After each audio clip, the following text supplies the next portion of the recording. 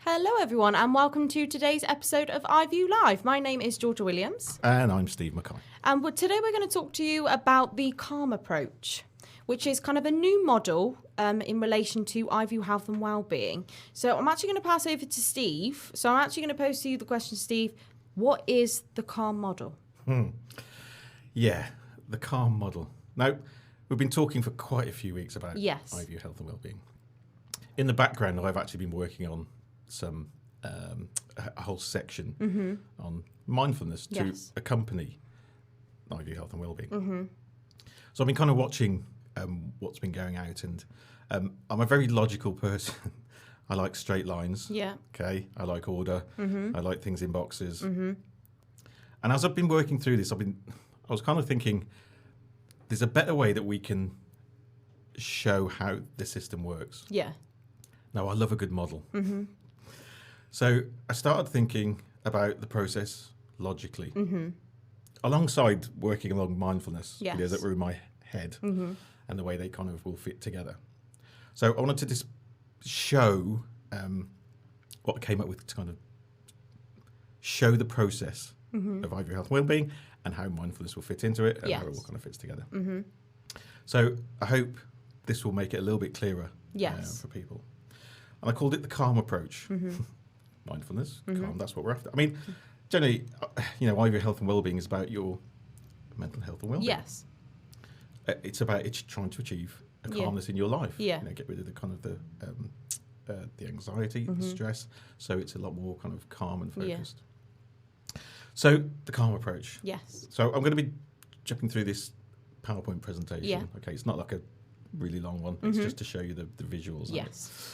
So it's the calm approach is an acronym. Yeah. So the 4 letters mean 4 different things, and the 4 stages of the process of iView Health and Wellbeing. Yeah, that's what I was going to say. There are 4 different stages to the calm model. Obviously, like you said, it's an acronym. Yeah. So each letter is standing for a different part of the process. Yep.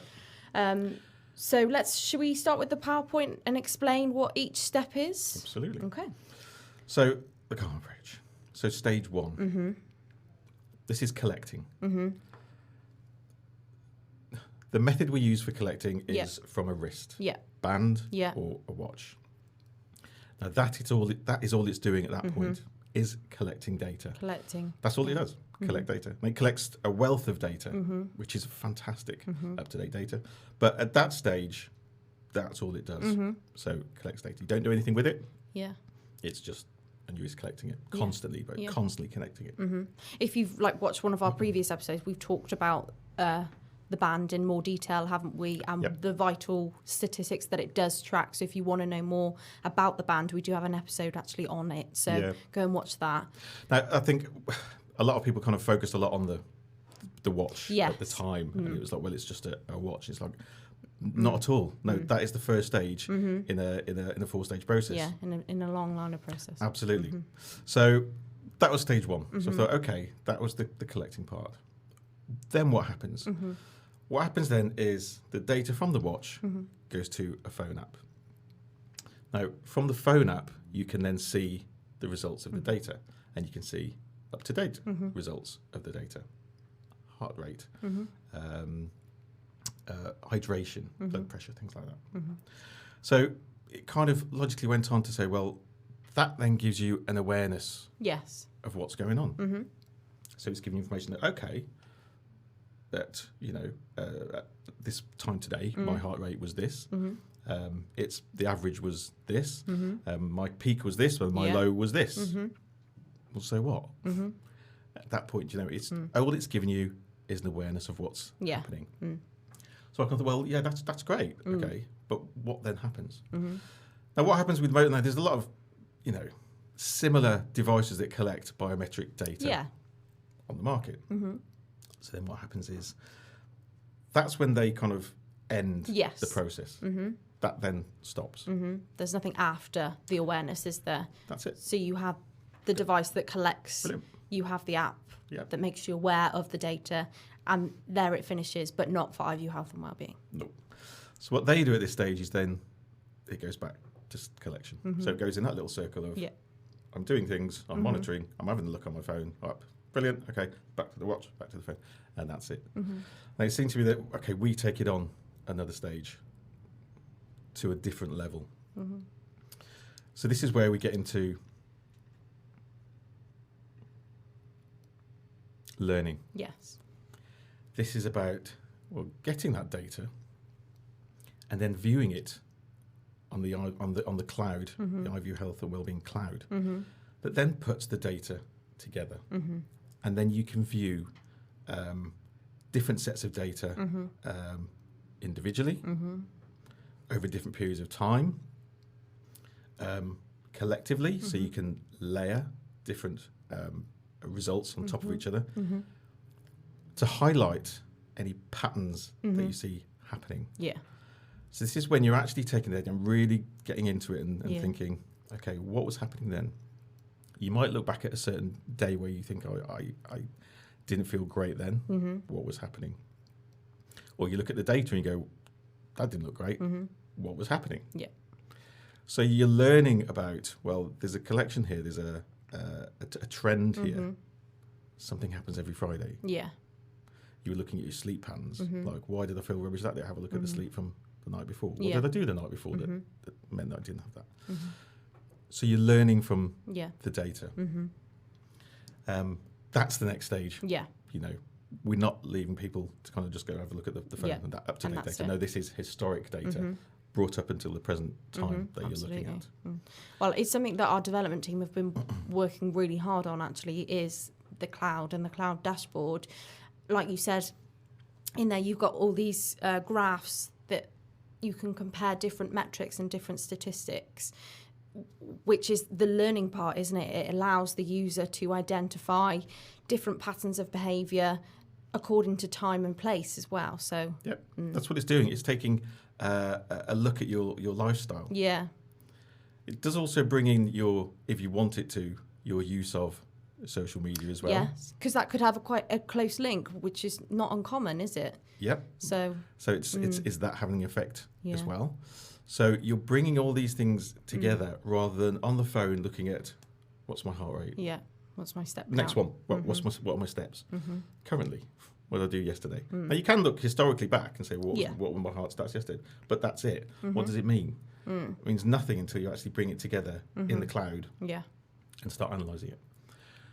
Now, we recommend that you do the learning part with a mentor. Yes. So you're not just doing it on your own. It's so much better to kind of bounce ideas. And it prompts discussion as well. They might ask you questions that you wouldn't have asked yourself. And you can do it on your own. Yeah. But we recommend you do it with a chosen mentor. And the mentor can be anyone as well. It doesn't have to be a trained professional. Obviously, if you work with a counsellor, that would be great. But if you have a trusted family member or a friend or even a manager or a work colleague, anyone can be your mentor. It's someone who supports you and your journey, isn't it? Definitely. And you can have more than one. Yeah. You know, if you want to. It could be a family member as well. Yeah. It's up to you. So you're looking for patterns, looking for things to do. Okay. Now, what we are putting together as well is, rather than just say, right, there you go, there's your all your data, off you go, so, learn from it. We'll be creating, we're calling it at the moment the toolbox, which is a series of tools, guides that will help either you talk your way through it, or you give it to your mentor and they can guide you through it. So they can go things like, what happened on this day? Well, and the guide might say, well, try putting this bit of data on top of that bit of data. Yeah. Questions, relevant questions. How was your sleep that day? So you're guiding them through the process of getting towards the final stage, which I'll talk about in a sec. So it's a range of tools that we're putting together.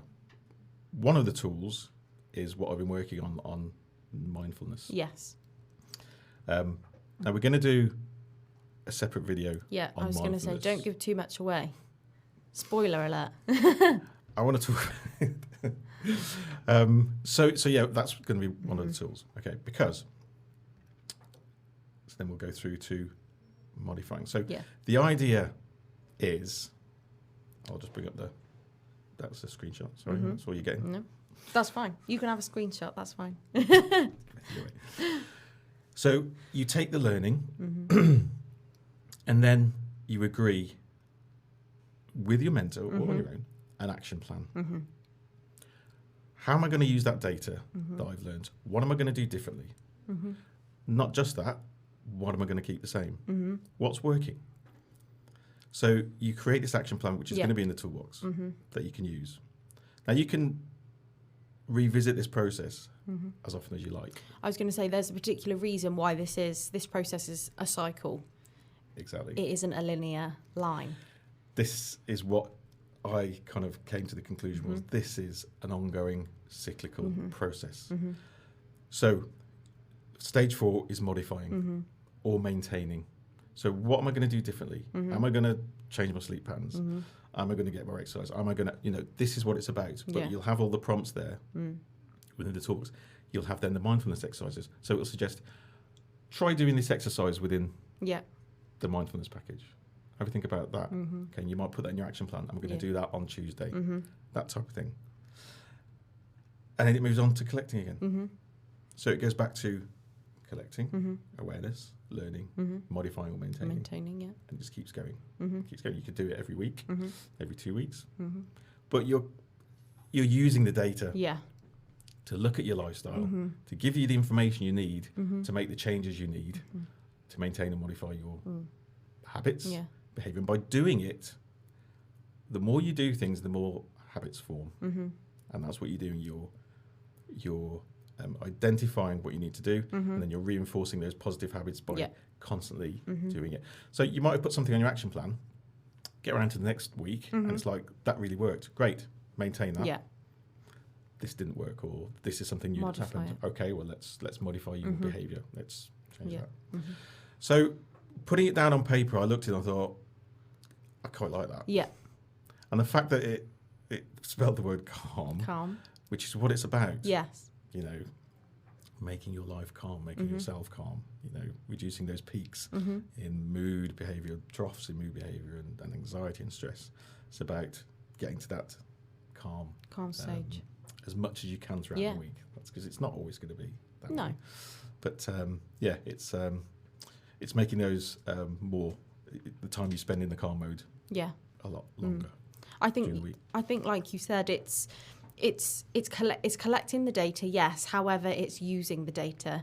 It's what are you going to do with the data that you are given to improve your lifestyle. Absolutely. And that's the point that we're trying to get across. And hopefully this model will help people realise how kind of iView Health and Wellbeing will enable you to do that more clearly.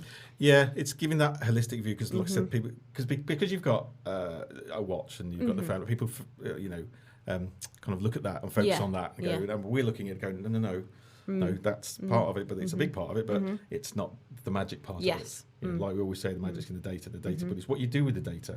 That's the important bit. That's the key. There's no point having it if you don't do anything with it or you don't understand it or what it can do. So that's what that's the whole concept from the start, but this is just a different way of displaying it. And showing them. I hope people can pick up on that and go, actually, I like that cyclical kind of. It's an ongoing process, that's so mindfulness to come. Which I'm really excited about.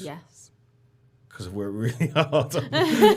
Steve, been working really hard on the mindfulness videos, haven't you? They're not the quickest to put together. Anyway, so I'm looking forward to showing you those because you haven't seen much of them. I haven't seen much. I've seen a little bit. You've shown me snippets, but I haven't seen.